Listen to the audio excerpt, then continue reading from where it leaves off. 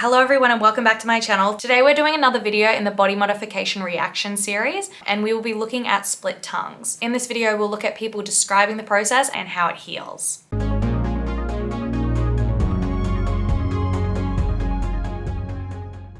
guys, it's me. So last night I did it pretty late. It was super simple, just snip, stitch me up, send me on my way. Went home. I have been taking... I would say not pretty simple, snip, stitch you up, not a simple thing to do. Just snipping a tongue and I mean hell, when I was a child, I was in grade 1 and I had to go and collect, I don't know, we were like looking at botanical things and we had to go and collect like flowers and leaves or something to do like flower pressing. And this girl just happened to be near a 6-year-old with a pair of scissors and I snipped her nose. And her nose, don't even remember it being anywhere near me, but somehow those little scissors that I had snipped her nose and there was just blood everywhere. So you could say that I am quite the body modification artist. Pretty sure I'm the youngest body modification artist that ever existed. Snipping noses. It might not be a very common body modification procedure, but I did it. The nose just flapping in the breeze. It was like the side of a nose, just. So I wouldn't say it's the most simple as that process. Not to mention no one should be snipping or stitching people up unless they are a doctor or unless we are living in a post-apocalyptic world and there are no doctors left or we can't find one anywhere nearby. But something tells me no one would be risking their lives for these procedures in a post-apocalyptic world because you'd just be trying to survive, not getting a cosmetic procedure done. Then it would be okay to get this done by a random person. So everyone, when we enter the post-apocalyptic world, I will be offering my services as a body modification artist. And only then will I be doing it. Advil and Tylenol together. I slept like a baby. I was pretty worried about the drooling because I keep watching all these videos and people say they drool all over themselves in their sleep. Personally, I hate sleeping with my mouth open, usually, because every time I wake up, my mouth is like a desert. It is so dry and I hate it. I didn't drool at all. It was just a really dry mouth. The things that I have been struggling with is the fact that my tongue is so big. It does not fit in my mouth properly. Obviously. Yeah, I'm really hungry and I'm really craving cheese. And I can't eat it because you can't eat dairy when you get your tongue split. And or your tongue pierced. You also can't chew because your tongue is so big. Or your tongue pierced. My pain is about a 2 out of 10. Look, I actually don't believe that for a second. I think this is the biggest downplay of all time. Like, yeah, no big deal. Have you seen fresh tongue piercings? That shit is swollen and that shit hurts. It aches, it's painful, it's annoying. And I wouldn't say a tongue piercing is a 2 out of 10. But you've had your tongue snipped in half and stitched up apparently, and 2 out of 10. No pain. Can't feel it. It's fine. 2 out of 10 is nothing on the pain scale. This kind of video puts it out there that like, no big deal, not a problem. This is the easiest procedure in the world. Like, so casual. Like it's not. And that's what pisses me off because it's not a casual procedure. It's excruciatingly painful for the person getting it. Love that she didn't mention once how bad the actual pain was in getting it because people go on about how fucking brutal this is, but like to her, 2 out of 10. I know she didn't say the 2 out of 10 was during the procedure, but like tell us a bit about that. We'd love to hear how it was, but no, happy to not tell us that. Let's just pretend to everyone like it's super easy, doesn't hurt, everyone should do it. What would be your most painful experience, do you think? My tongue, maybe. Oh yeah, that's right. Yeah. Holy Wow. shit. Got my tongue split, and that was like really not great. Like maybe 5 days of healing. You got to like sleep sitting upright because you can like choke on your own blood and phlegm and stuff. Whoa. And you can't eat for like 3 or 4 days. Can I see it again? Can you control each side? I can't. I'm like. Oh, okay, so it still moves as one. Yeah. Oh, yeah. Some people Bro, some people can like do, I don't know. You know me, I love to see a more real explanation of it, explaining that I couldn't eat for this many days, it was the most painful procedure I've had, he can't actually move both sides separately, at least someone's like saying it how it is. I have absolutely no regrets about my tongue, but I feel that it's irresponsible to show how much I love this mod, potentially influencing others who are on the fence about getting the procedure themselves without sharing the whole story. Yes, I love this. Great work. Love to see it. Haven't even watched the video yet. But even just having this understanding and awareness of it to be like, yes, me putting out videos of like playing with my tongue and like, look how fun this is and look at all the cool things I can do could really influence people. And that's the whole thing with social media with so many different modifications is that people see someone doing it and they go, cool, that looks great, I'm going to do it.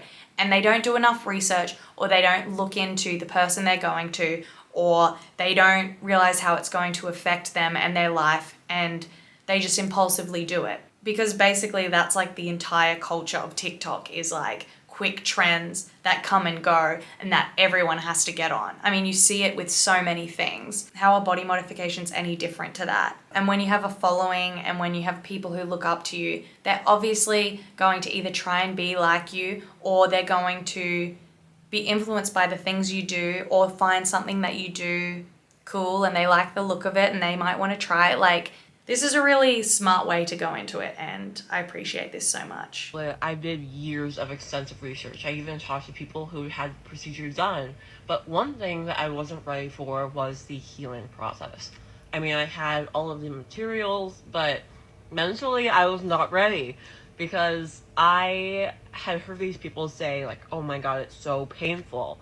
But to me, I was like, okay. I took it with a grain of salt because I have a pretty high pain threshold. I've had severe kidney issues, like stones, infections. I almost died from rhabdomyolysis, and I didn't take any pain medication for any of that. And, guys, getting your tongue split hurts.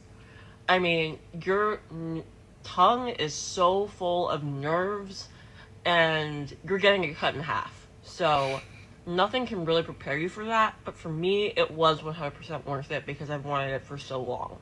I just love realness. I love people coming on and saying like, this is how it is. Like it's not going to be easy. It's rough. It hurts. It's a painful experience. These things need to be said because you don't know what someone could go through having to deal with that kind of pain. And also some people need to see it to go like, actually, this isn't for me. I'm not going to put myself at risk for something that I actually don't think I can handle. And just so we're all aware, this is definitely becoming extremely popular.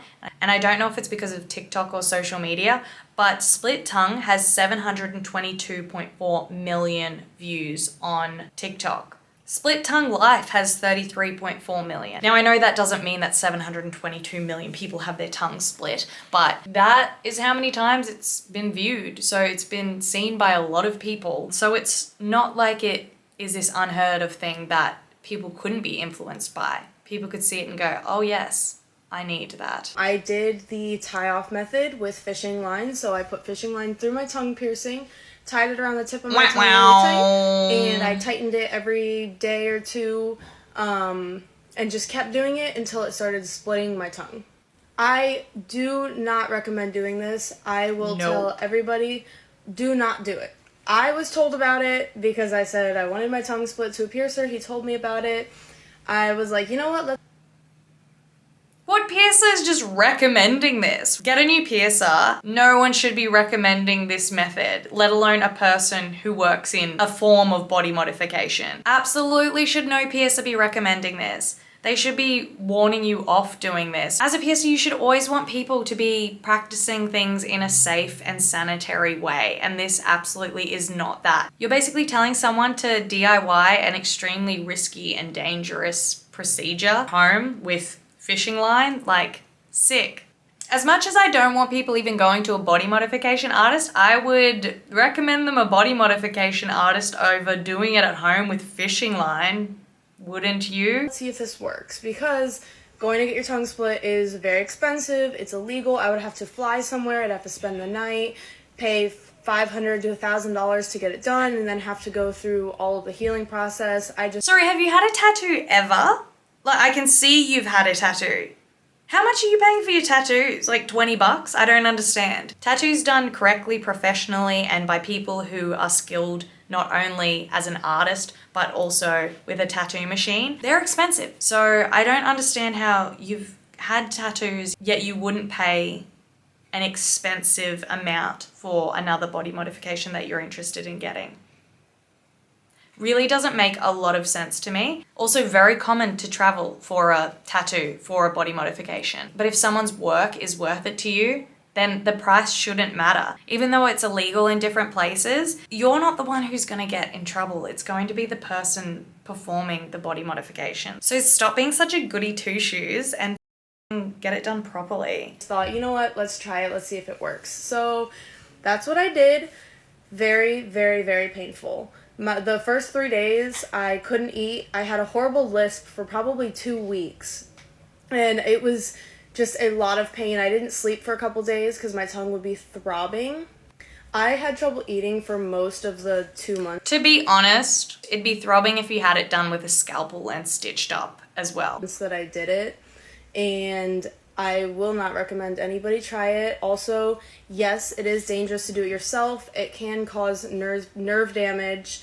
They say hemorrhaging, that's more when you get it split. It could cause excessive bleeding, but definitely doing it yourself can cause nerve damage. I was aware of all the risks, and I still went for it because I don't care, but I know a lot of people do care, and you really shouldn't do it. So I tied it off for about close to 2 months because I wasn't tying it super tight. It was just getting super painful. I didn't want to do too tight. And then I went to a tattoo shop that I'm really close with, and I had them finish it off. Can't give out the name. It's illegal. I'm picturing them finishing it off with the fishing line. But they only finished off the last little split of it. So it's not split super far. It's only split to the piercing, but eventually I will get it split further back. And right now it looks more uneven because of the swelling after getting the rest of it slit. Oh my god, this is the dumbest shit I've ever seen. You went through 2 months of tying it off to only in the future go, I'm gonna get it split the rest of the way. Should have just done the whole thing in one go. If you're going to go to this illegal shop that does body modification, I'm assuming they actually did it with a scalpel and they didn't just tie the rest off with fishing line. But if you're going to go back and get the rest of it split, you've put yourself through 3 lots of pain and almost essentially procedures. Tying off of the tongue with the fishing line, then to have to go and get it finished off at this tattoo shop, then to only realize that you want the rest of it split further back. Because as this person said, when you use the fishing line method, it only goes to where your jewelry is sitting, where your tongue piercing hole is. People put the fishing line through their tongue, they tie it at the tip, and then they slowly make it like tighter and tighter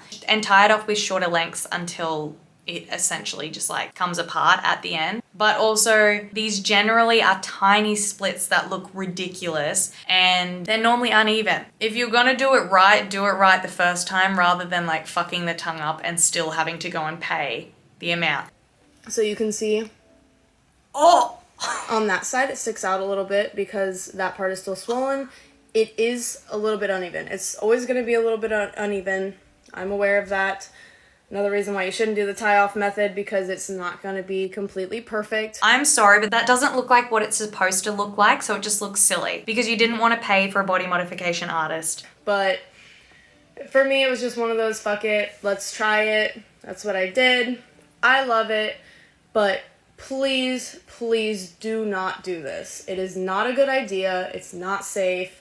I shouldn't have done it, but I did, and I wanted to share my experience with you guys, but do not try it, and the pain is horrendous. That was a great way to sum it up, to be like, look, I probably shouldn't have done it. I did it. I was going to do it anyway. I'm glad you love it, but I definitely think you should continue the split and make it look like it's supposed to look. Thank you so much for watching this video. Let me know if you like the look of tongue splits or if you can't stand the sight of them. If you enjoyed this video, please give me a like down below and subscribe if you're new here, and I'll be back very soon. Bye!